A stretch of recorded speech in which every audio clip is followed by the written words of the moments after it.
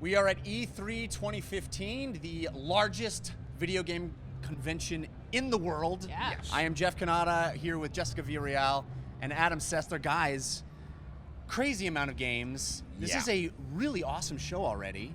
What are you guys seeing as some of the trends already from the press conferences from Microsoft, Sony, Nintendo, and some of the third-party publishers?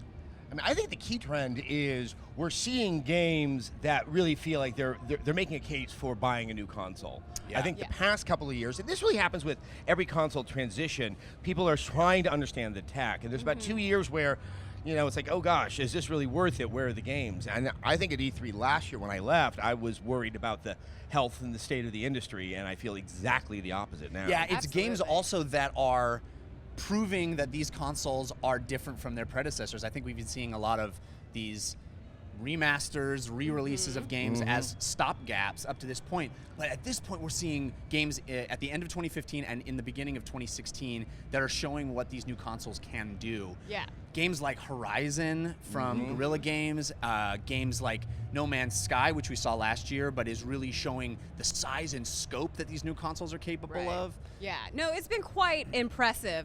And I think something that we have to remember is like, this is the first year where you kind of see these game companies not really develop for the 360 or the PS3 anymore, so they're not having to like come back and like, you know, baby step their way through these last generation consoles. Now it's like, hey, we're here, we're gonna give you the next gen that you've been waiting for. It took them a while.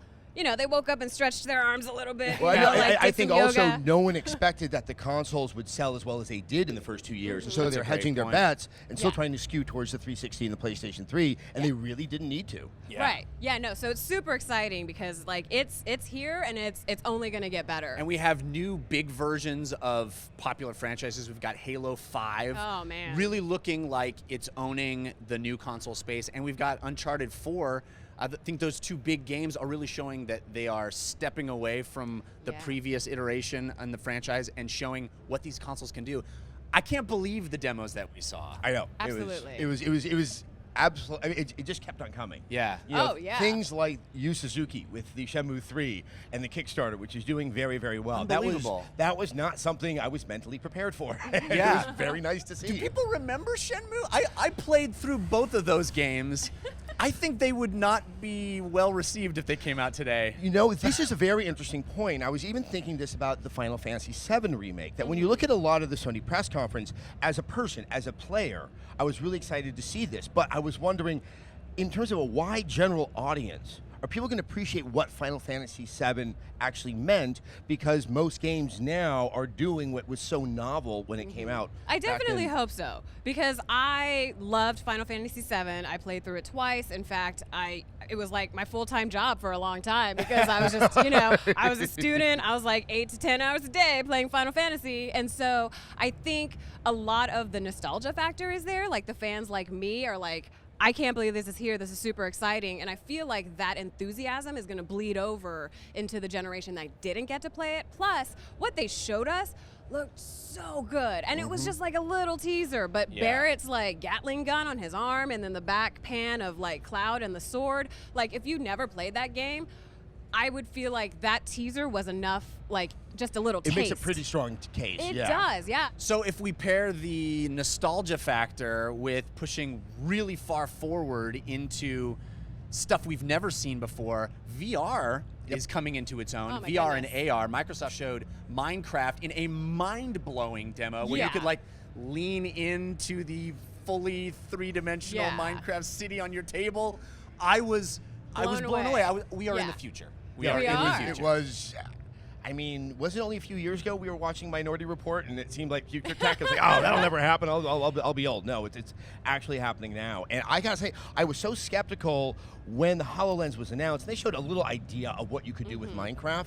Then seeing the demo, it felt practical. It made sense, and it's something, you know, I'm not a Minecraft player, but that might actually get me into playing Minecraft. Well, after Google Glass, it was like, oh, thanks, Microsoft. Here's your Okay, we see what you're doing. But no, like, it is very different, but we did get that small, like, bad taste of, like, oh, here's another one. But like, I think at this time next year, I'm going to own at least 3 different VR goggles Absolutely. because I'm that guy who buys all the VR goggles. I'm so excited about VR being a real thing. I wish we had seen more of it already. Well, Project- tonight, the PC Yes. conference. I think that's where they're really going to shine. But how do you show it? That's the question. I mean, that really is the challenge. And I think, when you're talking about how many glasses and goggles you might get, I'm going to do the same thing. But do we have too many? Is the market out there that can support this many, or will it be too much too quickly and it kind of bottoms out? I mean, I really want it to work, but I'm a little hesitant about what's going to happen. Yeah, I think you hit on the key point.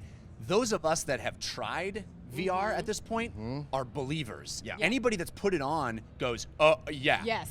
But people that I talk to that are skeptical are the ones that haven't seen it yet and feel like, Right. oh, I've been burned by these technologies before. Yeah. And I don't know how you convey that to an audience to say, Right. you have to wear it to understand. Yes, I think if you get one bad experience in VR, it taints the rest of your perception of that, and that's unfortunate. And so I think what they really need to do, and I've seen it done before, Nintendo has done a great job of this, but setting up demonstration kiosks where Yeah. there's an expert that shows you how to play and walks you through the experience. Corona, Christian Dior, like all of Exactly. these places, all of these companies have these experiences. It's a showroom. Yeah, it's a showroom. Like a car. I do think that all the dojos that are going under in many American cities are going to be places where you can try out a Vive, try out an Oculus, I hope or so. something like Oh that. yeah, and there's so many coming out. The FOVE, I think is what it's called, FOVE. There was a Kickstarter for it. It has eye tracking. Like everyone has their own VR system now, and it's just like, like the Corona thing that I was saying. They set it up in like cold, rainy areas, and then put them in this VR sunny, experience. pleasant. Yeah, to Yeah. invoke that emotion, and it's a good form of advertising because it's like you kind of associate an emotion with this product, like you're more likely to maybe buy it when Yeah. you're in a store. I think that's a super smart strategy. I just want googly eyes for the outside of my Oculus. I want think googly eyes. there is such a cottage industry of how you can decorate whatever goggles you're putting on. Yeah. Stickers.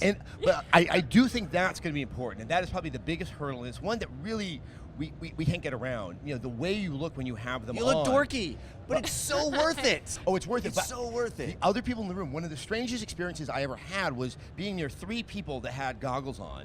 And it was almost like, I guess the term would be future shock, that you can be that close to another person and they have no idea you're standing there. Right. It Yeah.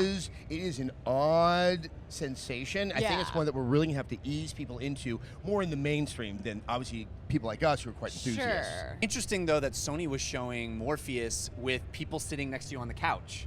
They made a big deal about how one person's going to be wearing the Morpheus, and then 3 of their friends are going to be poking them when they least expect it. Yeah. It's going to be an interesting kind of experience. What will that be like? They're saying it will be multiplayer, but it'll be that asynchronous multiplayer, or excuse me, asymmetrical multiplayer, where one person's having this VR experience and other people are having a different kind of experience with them. Right. Yeah, Yeah. no, I have a small prediction, and that is Google Cardboard is going to help really bring this to the masses You're right. because You're right. It's cheap. it's inexpensive and everyone owns a smartphone already. So it's like, oh, hey, Grandma, you've never been to the Grand Canyon? Check this out. And they're actually already putting Google Cardboard in schools for children to go on virtual field trips together where the teacher has a tablet and she can pick the destination and take the kids to this virtual place. Like, that is so smart. Like, the possibilities, I feel, are endless on what you can do with For that. sure. Yeah. So what are some other game highlights? Big games that maybe were unexpected or that we saw more of that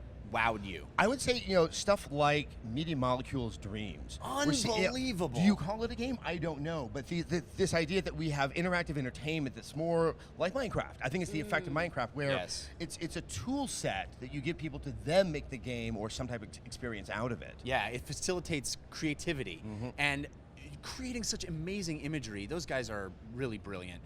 I was impressed with the number of games that aren't just the same stuff we've seen 1,000 times. That aren't Yeah. just killing things or alien invasions or stuff. That game Firewatch, where you're just a fire ranger walking through the forest trying to figure out where some campers went. It looks fantastic and has a sense of humor and is fun. Is it anything like Firestorm, the Howie Long 80s movie? No. I hope so. That would be I hope so. memorable.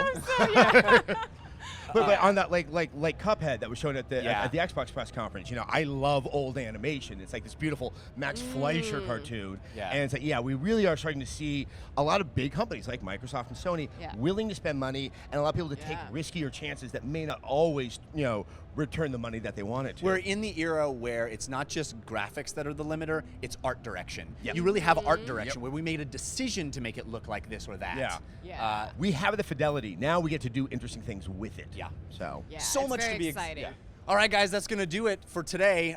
We got lots more in the next couple of days, so tune back here. Watch for more.